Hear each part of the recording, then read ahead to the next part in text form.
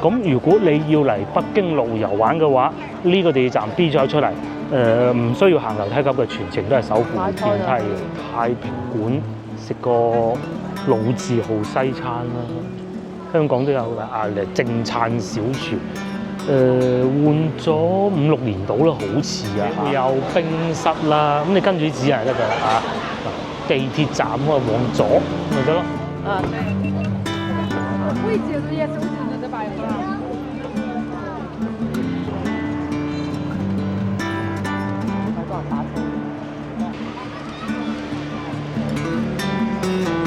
觀眾大家好，我哋又嚟北京路啦，係啦。咁啊，其實我睇過啲資料啊，上一次嚟北京路都有啲時間，至少我記得上一次嚟北京路咧，仲係好熱嘅。大家唔好見到我着段短袖我呢啲肥仔唔怕凍。其實咧天氣已經係變涼咗㗎啦。如果你短袖啫，係啊，大家睇見到冇人短袖嘅。佢又開間新嘅喎，食辣嘅，咁熱鬧。以前呢個位置上去係批發嗰啲首飾服裝嘅，要擺晒啲凳喺度咁樣嚟食嘅咧等位。呢邊咧修路，係啊，近年尾梗係要收佢一收，來年先至有運行啊嘛，係咪？正前方一路行過去，轉右就係海珠廣場，即係我哋成日講永東巴士。呢個就係北京路以前賣呢啲小首飾嘅地方，叫北京大廈。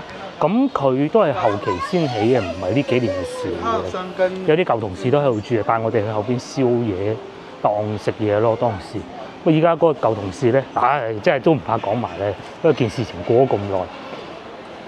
嗰個舊同事咧，佢爸爸媽媽咧就係我阿嬸啲同事。咁然之後咧。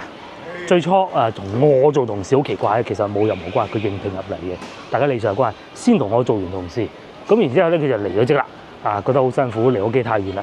然之後咧就去咗同我堂細佬一齊去打工，好搞笑嘅。咁因為咧我哋細個都係住喺呢度，阿嬸都喺呢度做工嘅啫。咁點解會講呢件事情咧？因為早幾日我哋咪拍過一集超記嘅，我如果冇記錯咧，超記應該就喺呢度附近嘅。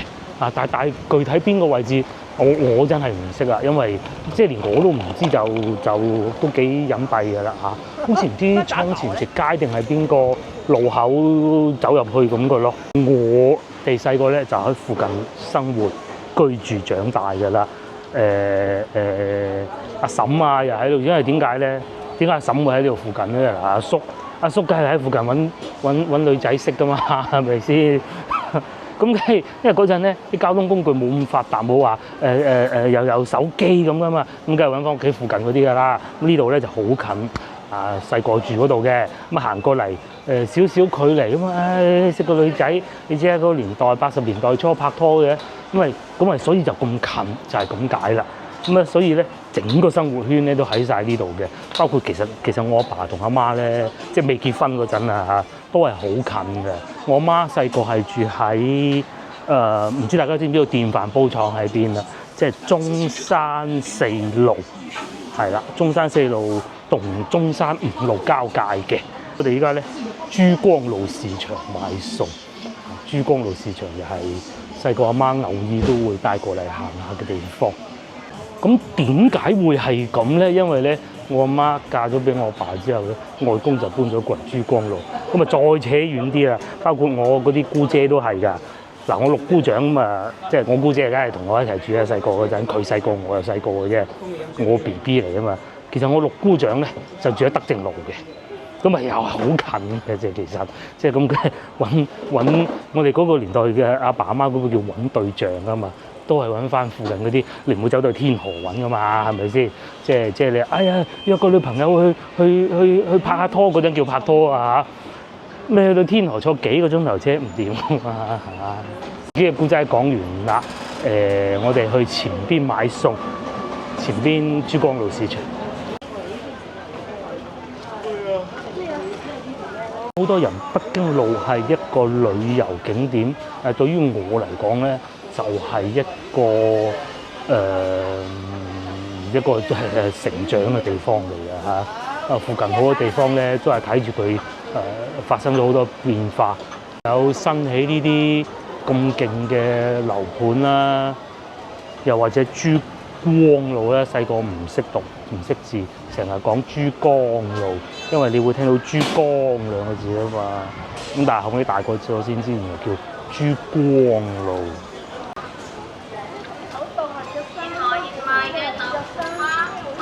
哇！豆腐花杏仁糊13蚊，我唔成，我啱食咗一個，食到糖水啦，啱啱。有嫁女餅賣添呢度。咁啊，呢啲就係當地居民生活嘅地方，買下雜貨啊，賣下啲小朋友衫啊。咁啊，我哋上去咧就咁嘅，個女咧就安排咗任務俾我哋。佢話叫我買啲豬肉同埋葱翻嚟，佢整咩食喎？整包啊！啊，真係小朋友中意搞玩意多啊！我哋上去買啲豬肉先。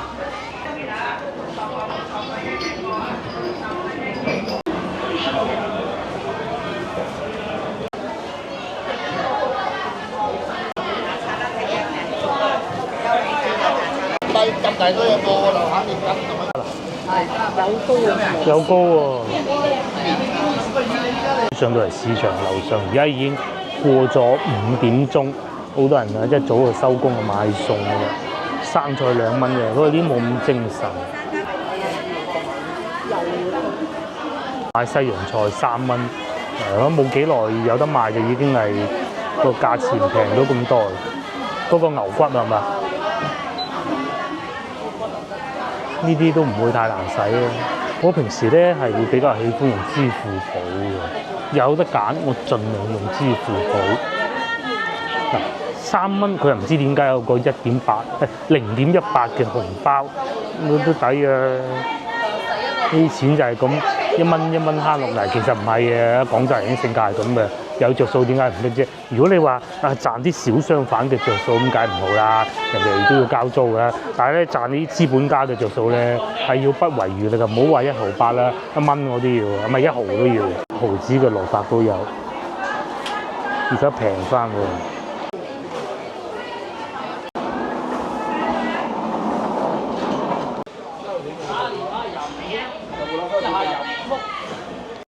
買豬肉13蚊啦，要唔要肥㗎？佢應該要有啲肥先好食㗎喎，係嘛？可以，唔好太硬係㗎啦，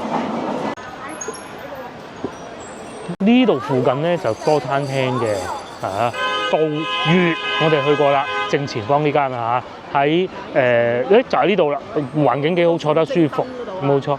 咁如果你話請啲朋友啊，或者同親戚朋友過嚟食飯咧，呢個都選擇得過，因為要坐嘅環境有咁上下，裝修有咁上下，交通又方便。因為咧早舊年好似係阿姑姐生日就喺呢度宴請賓客㗎啦。咁啊附近咧地鐵站又方便啦，大家又住喺呢度附近啦，咁咯。咁啊，究竟最近嘅地鐵站係咩咧？好簡單，就係北京路地鐵站。咁啊，近期咧有觀眾都問我，究竟嗰啲地鐵站係長者，其實好正常嘅。有啲地鐵站唔好話你長者啊，我爬上去都唞幾耐啊。所以咧，都會同大家講翻，究竟邊個地鐵站口出嚟會好啲咯嚇？譬如話北京路咁，如果我記得應該係 B 出口會好啲啊。去到再講。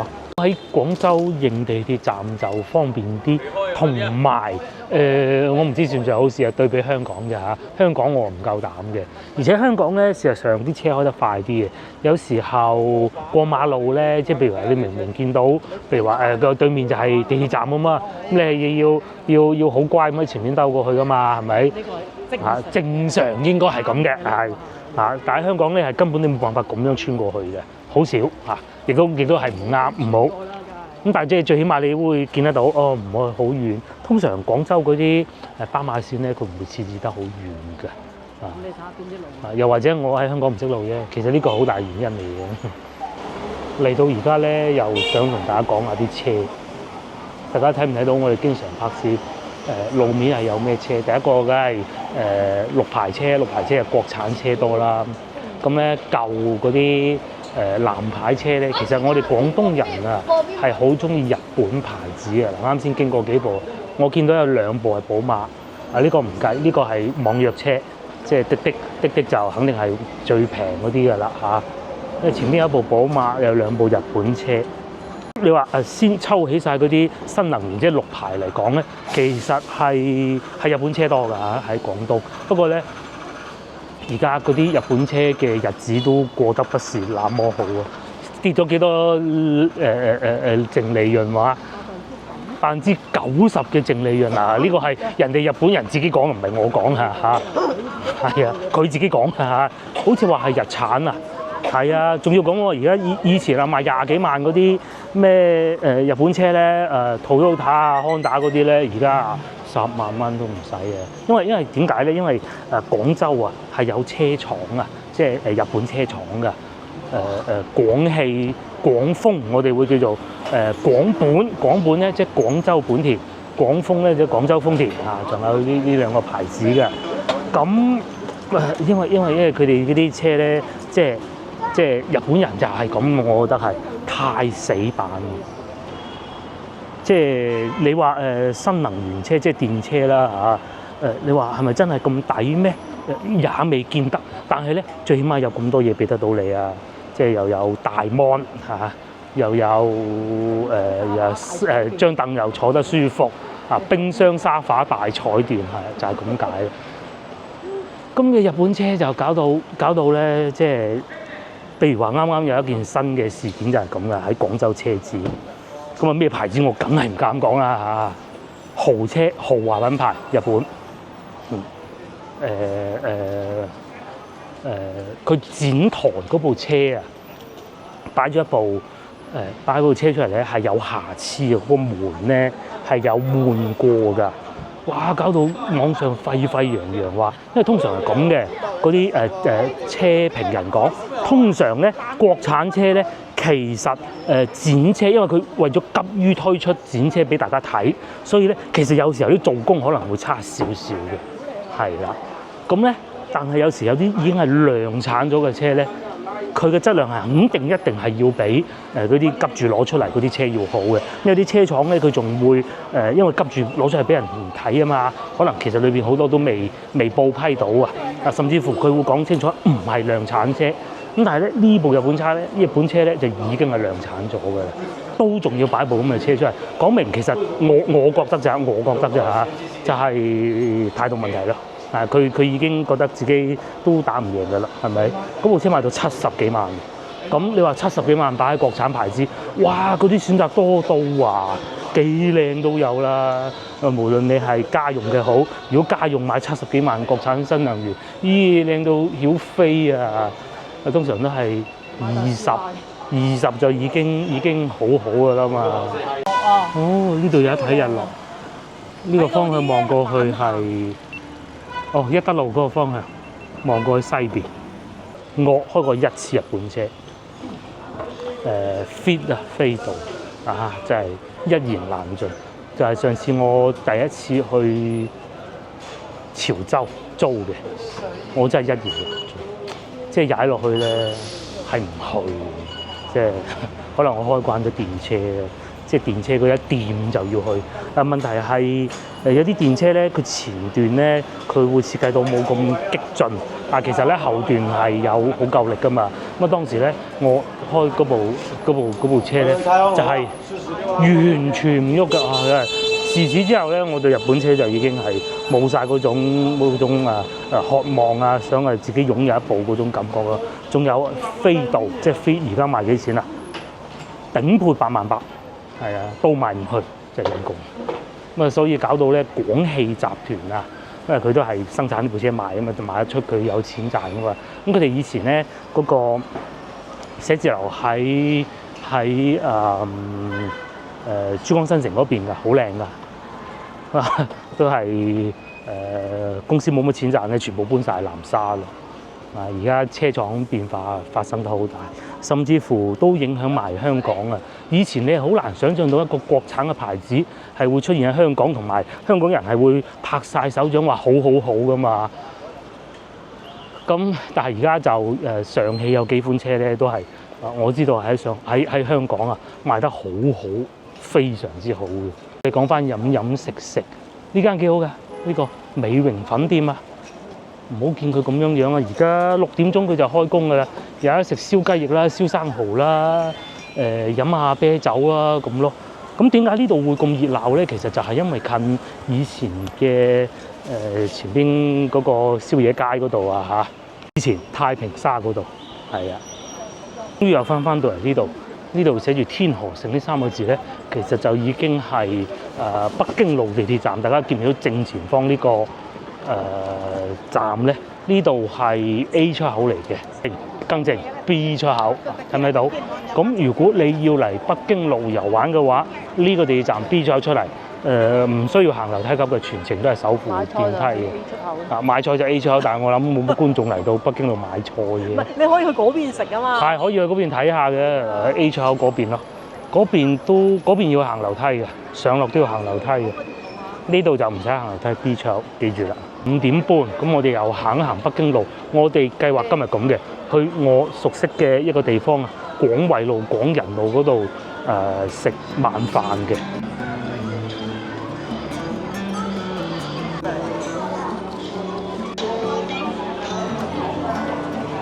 即係要聽翻粵語歌。先頭我仲見到一個景象係咩咧？嗱，雖然唔好啊嚇，但係都好難得，有幾個女學生啊，係啊，初中生啊，咁啊放學啦嚇，咁啊一路行梗係打鬧㗎啦，咁啊有啲仲講咗句粗口出嚟添。不過佢係用廣東話嚟講佢嘅粗口嚟嘅，咁啊都叫做啊，都起碼識講啊。係啊，呢一輩唔識講，佢完全唔知道咩意思㗎。佢唔識講，佢唔講係一回事，佢唔知咩意思。先頭嗰個女學生一路行到咧，就爆咗幾個三字經出嚟咯，真係難得。呢度賣花嘅9蚊9，咩節日咧？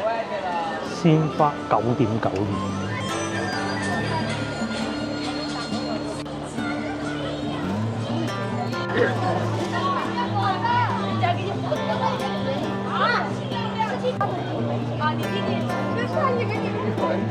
啱嗰啲凳冇咗，啲人坐住喺度飲下嘢，依家冇咗。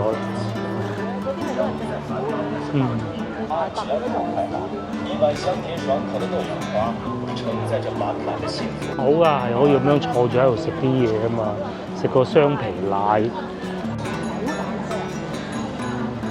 咁大個扭蛋車，咁佢係轉嗰個，跟住就有嘢跌出嚟咯喎，49蚊扭一次啊！入邊有啲咩玩具啊？膠嚟嘅喎。係唔識最弊我哋就係呢個飛機仔啦。有個飛機仔咁樣。係咯，毛公仔咁咯。仲話點解咁耐都未喺廣州見過電車？係啱過咗一部101，係1號電車又或者會叫做咁啊。不過咧，因為而家坐巴士嘅人越嚟越少，電車又更少，所以咧其實佢哋都會縮減個線路，甚至乎可能合併咯。咁啊啱先我哋見到101啦，呢度咧見到106嘅，咁啊中間嗰啲其實都好少見，因為佢電車受咗一個限制咧，就係要有條邊先行得㗎。嗱，見到對面有104，係咪？咁啊通常咧佢哋都要跟翻條邊嚟行嘅。好似102定103已經 cut 咗㗎啦。早幾日咪去黃埔古港見到一張相，就講個永漢路，永漢路即係北京路啦。嗰幅圖你係完全認唔到佢係邊個位置嘅。就算嗱，而家企喺呢度，即使係我喺度大都好啦，因為佢講緊應該係民國時候嘅北京路永漢路啊。嗱，而家就永漢呢兩個字留得翻嘅咧，只有永漢電影院咯。咁啊，其他都已經變晒叫北京路啦。咁梗係㗎啦。遊客嚟到都要影翻張靚相。咁仲有永漢電影院咧，其實係有運作中嘅。咁有冇嚟睇過？我記得應該係冇嘅。細個嘅時候係阿媽冇帶嚟睇過電影，經過就經過得多啦。反而市一宮即係行前少少嗰度嘅電影院咧，都同老婆去睇過。你啲湘菜幾積極？係咯。走嚟廣東，你廣東人幾懶？懶。從來都唔出去出邊嘅。除咗菜辣。真係。跟住咧啲人話廣東菜去到外省啊冇人食啊，其實根本上唔係你廣東人唔出省，懶。講明咧，我哋個市場都夠大，養得起佢。哇！嗱，保險公司一樣會喺呢度賣廣告㗎，呢個香港嘅保險公司嚟㗎喎，係咪？啊！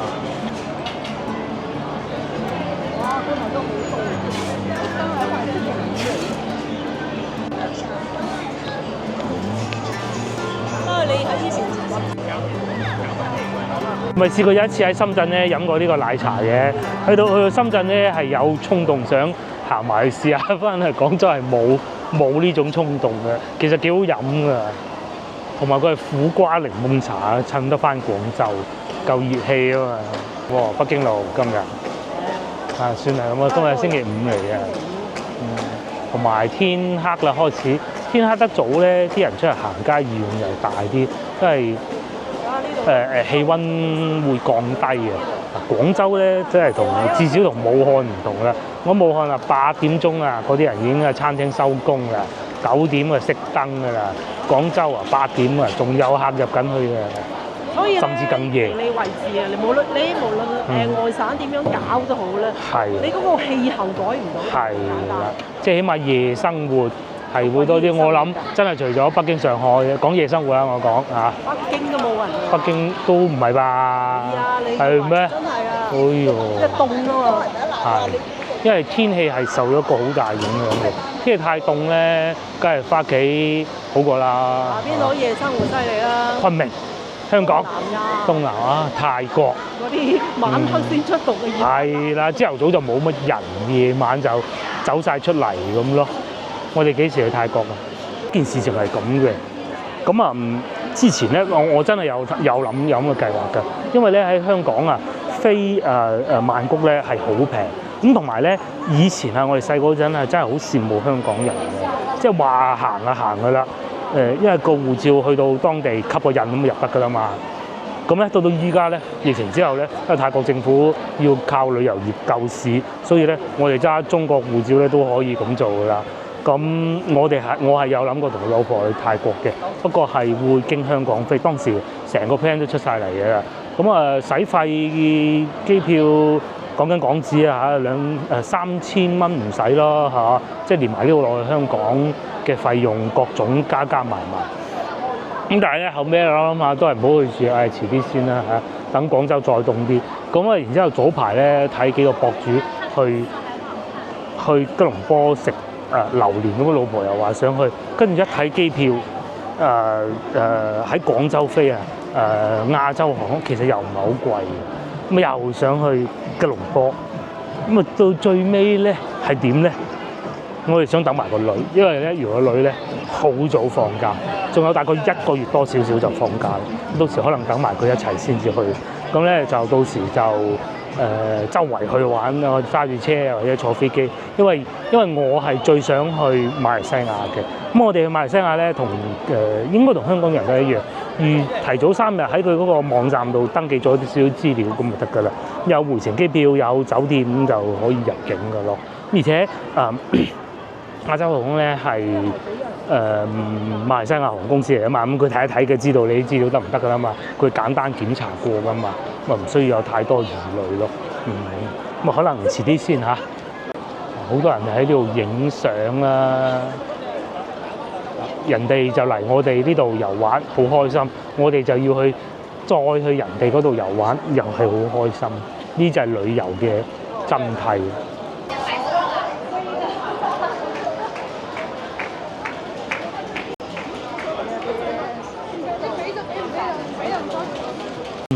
呢個係乜嘢咧？呢個就係北京路啊！一直以嚟咧都係廣州嘅中軸線嚟㗎。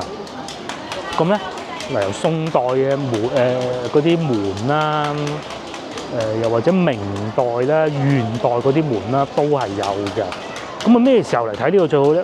我嘅建議係唔好朝頭早。朝頭早咧，佢冇着燈，你根本睇唔到裏邊蒙查查都唔知係乜嚟嘅。起碼睇得唔清啦。嚟到而家，即使而家幾點鐘啊？而家6點都未夠，已經開始睇得到啦，係咪？睇得到，起碼睇到啲字啊，宋代咁你咁咪睇到啊。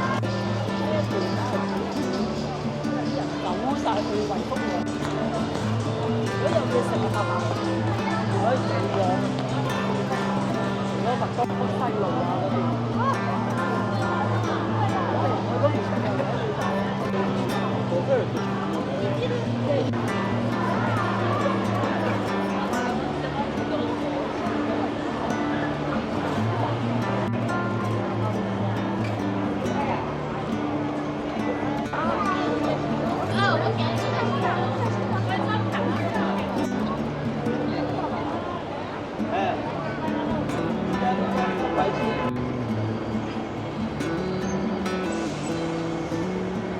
好，終於又嚟到要食晚飯嘅時候啦！我哋喺北京路咧都會推薦翻啲冇咁遊客感覺嘅餐廳俾大家嘅，今日亦都唔例外。咁啊，老婆咧就話揾到一間食鐵頭飯，佢喺廣惠路定廣仁路啊？廣仁路係嘛？廣惠路，我諗咗好耐都唔知邊間。由北京南行到北京北，雖然係冇咁樣一個説法㗎嚇，唔啱嘅呢個説法係。不過咧呢度確實就係北京路最北嘅地方嘅。咁就以面前呢一個財廳啊，民國落成嘅財廳作為一個起點嘅。如果你要住喺北京路揀個酒店嘅話咧，我曾經推介過呢一個維也納。咁啊，裏邊都係細㗎啦，你冇辦法㗎嚇。喺北京路住得嘅話，如果你唔怕行嘅咧，正前方咧就係廣州大廈，就遠少少，但係就過企咯，乾淨咯，係啊，貴啲啲咁多啲啲嘅啫，唔係都好遠。都係住江邊嗰幾間。係，咁梗係㗎啦。我覺得同樣都係使咁多錢，反而轉少少，都唔算遠好多。喺海珠廣場嘅華夏大酒店咯，每一次都係推薦呢個，仲咁有詩可以睇下啲。呢個係水墨畫，你可以嚟太平館食個老字號西餐啦，香港都有㗎。你嫌行到去前邊嗰個人信箱牌嘅人太多咧，你可以過嚟呢邊食㗎。行遠少少嘅啫，就係少少嘅啫。呢度起碼坐得舒服啲啊！人信老鋪，咁隔離呢度仲有呢個係飲咖啡嘅，應該係吧？我估定係食飯嘅咧？我真係睇唔出啦。乎呢度仲有點都得，呢度咧就突然間變得好安靜，又或者呢個粵菜館，係咯，開咗幾間喎。係啊，有一段時間生意艱難，仲擺到出嚟外邊，即係計政府允許啊，咁㗎。仲有呢個又有雙皮奶，有啲粵菜館食下啊。茶位免收茶位。去先樓嗰度等陣嗰度，如果唔得可以試下呢個得唔得？海膽炒飯。係咯，等陣再講。呢度咧就係又係我小時候長大嘅地方，因為小學喺呢度附近，中午翻去阿婆度食飯，前邊行過去，所以老婆講話廣大路、廣仁路究竟係邊個位置有間餐廳咧？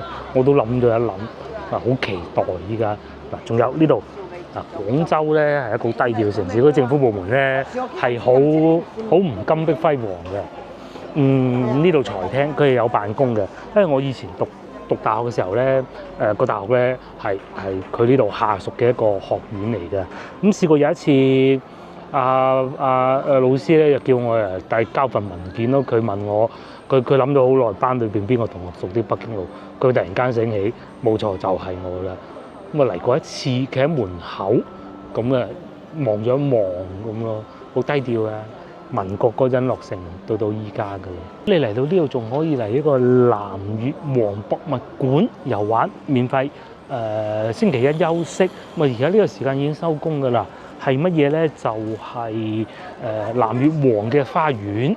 咁啊可以入去參觀下咯，就唔使嚟到北京路淨係食啲網紅餐廳啊咁樣。係啦，細個就喺呢度行落去。佢細個就住呢度。買啊婆婆翻去婆婆嗰度食飯，中午呢度一路行翻出去就北京路嚟㗎啦。昌興街未拆。我記得以前咧呢度又有一個粵菜飯店，唔知邊個位啊，啲樣唔變晒，食史詩雞嘅。呢個位嘅，不過而家變咗咁樣咯，同埋都係仲會有呢啲衫賣啦，紅底旺一旺啦，同埋呢個酒樓國香粵味酒樓好似幾熱鬧喎。港式茶點，新鮮嘅，條路咧就叫做廣惠路。嗱，一直行咧吉祥路，我讀小學嘅地方，廣仁路咧就喺呢度啦。呢度咧曾經有好長時間同我老婆拍拖，佢要坐車翻嘅喺對面嗰度坐。嗰時未人有地鐵嗰時，係啦，自坐啫。係啦，所有公交都好多㗎呢度。好多停喺呢度嘅。咁我哋又喺呢度坐車，而家冇錯啦。包括咧，大家好，其實好多廣州人唔知以前喺嗰個位置行前少少咧係有客運站，而家客運站執晒啦。喺呢度有個客運站。前面嗰度就係中央公園。冇錯，中央公園。我對面咧呢個交通銀行咧又開咗好多年㗎啦。我小學嘅時候佢已經開㗎啦。係啊。咁啊，然之後再往前行少少咧，就有個巴士坐巴士去南沙，就喺前邊㗎啦。鏡頭正前方嗰度有個郵局，郵局隔離咧就係九記路邊街，不過而家咧拆鬼咗啦，已經搬咗過去海珠區嗰邊㗎啦，真好食嘅。就係廣仁路咯。我唔知你講係邊間？有啊，呢度都有啲嘢食嘅。呢度以前咧就係賣嗰啲考試嗰啲書啊，右手邊呢度全部都係考試嗰啲書，我哋考會計嗰啲牌咧就喺度買，不過而家都冇咩人嚟買書啦，個個都係上網買嘅。再嚟呢個見到條藍色嘅巴士，如果大家想去南沙又唔想熬地鐵，其實我覺得坐地鐵唔係一個好明智嘅選擇。熬地鐵，熬地鐵係咪？熬車啊，多過傻啦，邊係使2個幾鐘啊？你真係啲巴士直達噶嘛，係嘛？就坐呢個去南沙，就係呢個一樣有人等車嘅。係啊，快線啊，佢一上去就直接去到嗰度噶嘛。嗱，係咪？啊，講到好似我唔識嘅咁，幾多？15蚊，我如果冇記錯係。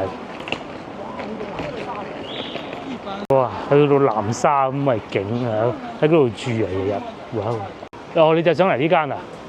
好啊，呢間周直記茶餐廳，好多年㗎啦，做咗。今次終於有機會試下周直記茶餐廳。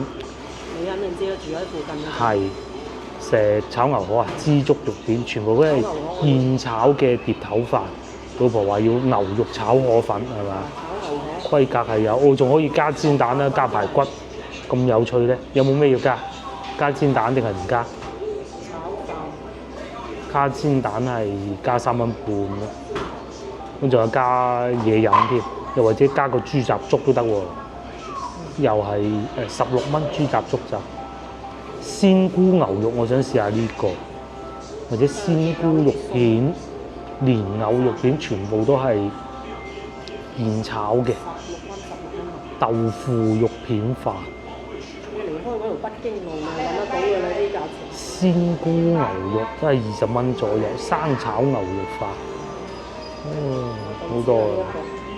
廣仁路，即係廣惠路嗰度，你一後行到長廳嗰度揾到。水煮牛肉呢啲就係餸咯，餸菜咯。仲有一個蒸飯都有添，鮮菇肉片現炒㗎。係啊。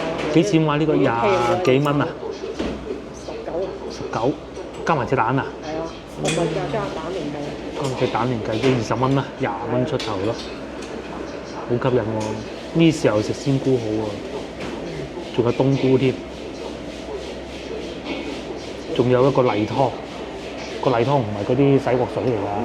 我呢個咧滑蛋牛肉份量比我想象中要多，滑蛋牛肉咧個蛋咧一定要流汁嘅，呢個可以算係，幾靚。份量都唔少喎，咁我冇再加餸啦。呢個俾呢個老婆啦。下邊有少量嘅蔬菜，度真係開咗好多年，幾多年我都唔記得。至少我讀大學嘅時候開始有印象，再往前數我實在唔記得啦。咁啊，因為嗰陣讀小學就你冇能夠經常行過嚟呢邊噶嘛，到6年級啊大咗啊，可以有機會行過嚟啦。可以溝完嚟食啊，即炒嘅，唔係話嗰啲咩兩餸飯㗎，唔係北嗰啲㗎，即炒㗎，即點即炒，好爽喎，佢都冇嗰啲臭腥味。有戒咗個花嘅，要落啲薑汁咁樣去裹過佢嚟飛水嘅，聽講話。唔係呢啲咧，唔係啊，好似係60幾蚊嘅，個例湯係節瓜，下邊應該係啲眉豆，同埋少量嘅豬骨啊，少量嘅。呢啲茶餐廳咧都唔叫茶餐廳，中午會人多啲嘅，夜晚就人少啲嘅。中午會好火爆嘅我。翻工嗰啲係啊，我經過幾次就見到哇咁多人嘅咧，咁仲係疫情嗰陣啊。係啊，咁你要夜晚個個都翻屋企食飯，咁梗係冇咁多人㗎啦嚇。我哋就所以夜晚嚟食啦。啲飯都可以啊，唔係嗰啲好散嗰啲差嗰啲米，滑蛋都好好，肉啊有醃過嘅，但唔算話好勁，梳打粉味。滑蛋咧就個精髓嘅，我憑印象嘅啫，我真係唔記得。呢個餐廳個名以前咧有一段時間好似係賣蝦嘅啫，究竟係咪轉型咗做茶餐廳？我真係唔記得，完全係憑印象嘅。如果有知道觀眾話俾我聽。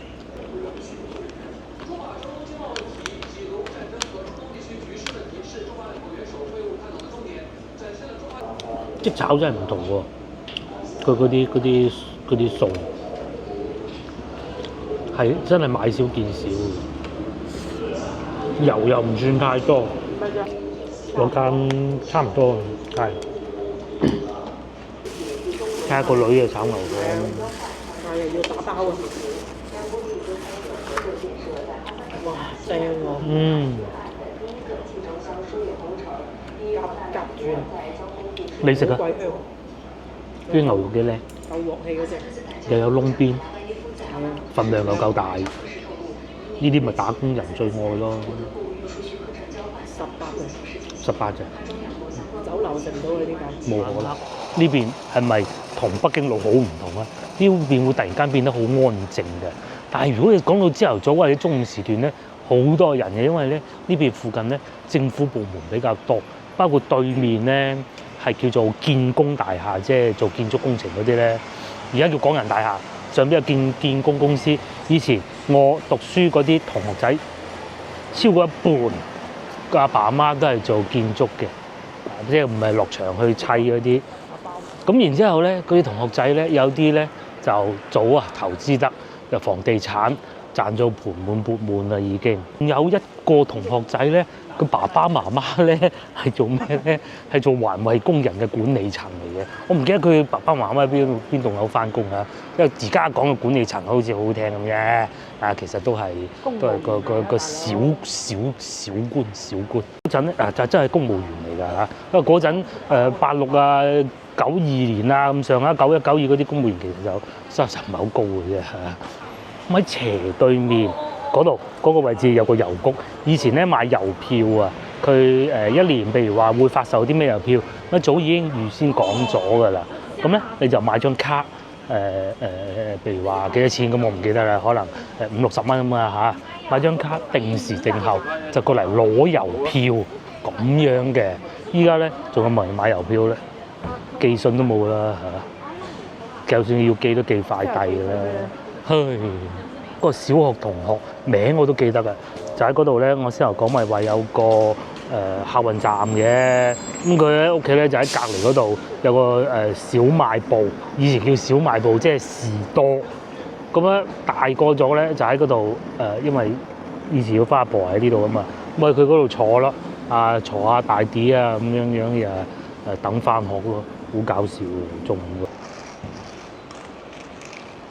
如果大家想睇一個唔一樣嘅北京路，嚟呢邊完全唔一樣嘅。唔係啊，以前呢度仲旺過北京路㗎。係㗎，係㗎。呢個位置啊，喺度賣嗰啲賣衫啊，好多都有。賣衫啊，擺街賣衫啊，發達啊，發運。係啊。賣下粟米咋？我最記得嗰時喺度賣一條粟米5蚊雞。5蚊㗎，係啊。嗰年代好貴㗎啦，5蚊。5蚊而家都貴啦，何況嗰陣，而家都唔使5蚊啊。咁你都冇辦法啦。要食冇計。同埋呢個市場唔知而家仲喺咪度咧？呢個廣大路啊，而家變成咁啊，賣燒臘嘅咯，賣藥房啦，呢個係咩大骨熬湯啦，冇咗呢個市場，呢個原先裏邊係市場嚟嘅，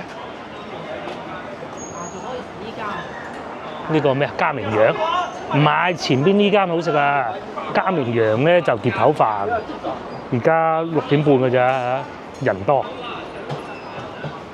幾錢啊？17蚊咋？枝竹加雞扒17蚊。啊，連阿司機哥哥都係喺呢度解決佢嘅晚餐。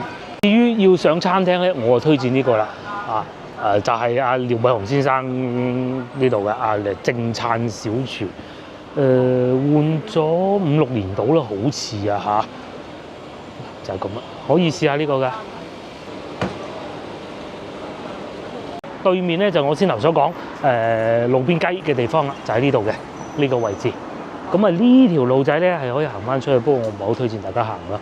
咁喺呢度一路過翻去，一直行咧其實就已經係北京路嚟㗎啦。係咪突然間唔同晒呢個世界？咁我哋其實嚟到呢度咧已經開始旺翻啲啲㗎啦。唔旺啦。右邊就大馬站。到啊！爆棚啊！真係呢條路行都行唔到。行都行唔到嘅，因為點解咧？因為以前真係冇地鐵嗰個年代，我講緊1號線都未開通。呢條路就係唯一去港圍路嗰度坐車。哇！爆滿人嘅呢條路。而家梗係坐地鐵啦，而家北京南嗰度咧，嗰度就熱鬧啦。係啦，調翻轉啦，就去到嗰邊熱鬧。仲有牛扒喎，竹筒飯喎，有呢個生記路邊雞。但係你話有冇以前咁好食咧？就應該係冇嘅，唔係講佢做得唔好食。仲有一間喺呢度，1976年。8珍煎餃，就係呢個啦。哇，都幾多人喎！係啊，咁啊再嚟之前咧，我咪講過有一次，不過我而家已經證實自己係記錯咗啦。我去食嗰個元記腸粉嘅時候咧，咪話好似個老闆係我個小學同學嘅。其實個小學同學嗰個小學同學咧就住喺前邊嘅啫啊。不過咧後尾我回想咗一下，個小學同學咧已經移居咗澳洲多年㗎啦啊。就肯定冇可能係佢喺嗰度開腸粉店嘅，唔成立㗎啦。咁同埋我已經記得人哋個名㗎啦，已經係。因為當時就個小學同學好似係住喺呢間屋嘅，如果我冇記錯嘅話，呢個就係佢哋嘅祖業嚟嘅。就或者係呢間啦，我唔係好記得，我冇參與啊，我聽佢哋講嘅啫。有一次佢哋咧就嗰陣都係11歲到啦，我記得應該。咁咧就夏天。咁然之後佢哋打波踢足球就冇叫我，咁啊好難忍嘅踢波嗰陣。咁然之後咧就踢完波，唉成身污糟邋遢，佢哋講嘅啦，我聽嘅啫。去沖涼一齊，係啊幾個麻甩仔去人哋屋企沖涼，係一齊沖，哇個畫面係好精彩啊！呢啲就係我嘅童年咧。於又翻到嚟呢度塞車嘅地方就係中山5路啦，呢度中山5路啊。咁啊點去地鐵站咧？帶大家行下啦。前邊我哋經5月花去地鐵站。多人到咩咁啊？係啊，係咪同先頭嗰度好唔同啊？突然間個彎嘅唔同咗。所以咧，你要食嘅嘢咧，你一定要去，你唔好喺呢啲唔同嘅地方。呢啲就冇即係第一又冇咩位啊。係食嗰啲又係千篇一律啦。冇咁抵食啊！冇靈魂啦。即係你好似去翻啱先嗰條路咁，你可以揾到多啲嘢食啦。咁咧去地鐵站咧就喺呢度，咁啊落去商場就得㗎啦。啊喺呢度行入去，咁你唔行周生生得嘅。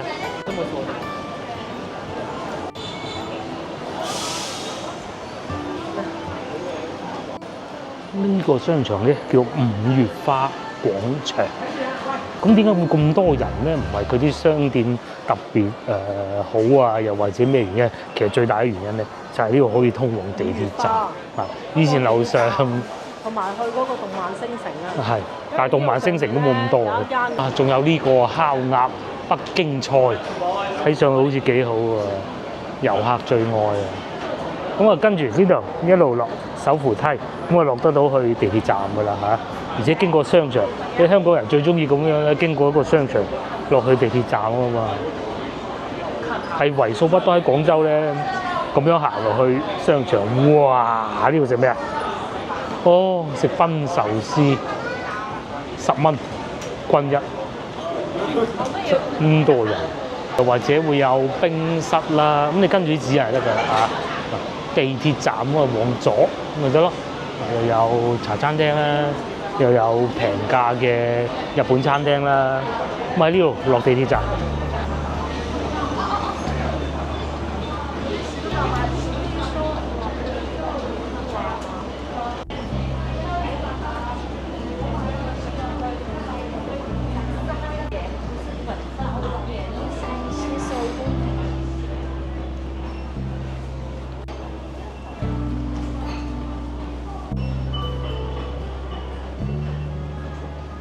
係非常之清晰嘅，唔會話帶你遊花園。前邊往右轉就有啦，仲有G2000添。以前喺北京路都有分店，不過依家就越嚟越少。一路行，其實唔需要行好耐嘅，就行5分鐘左右就會到地鐵站，幾方便。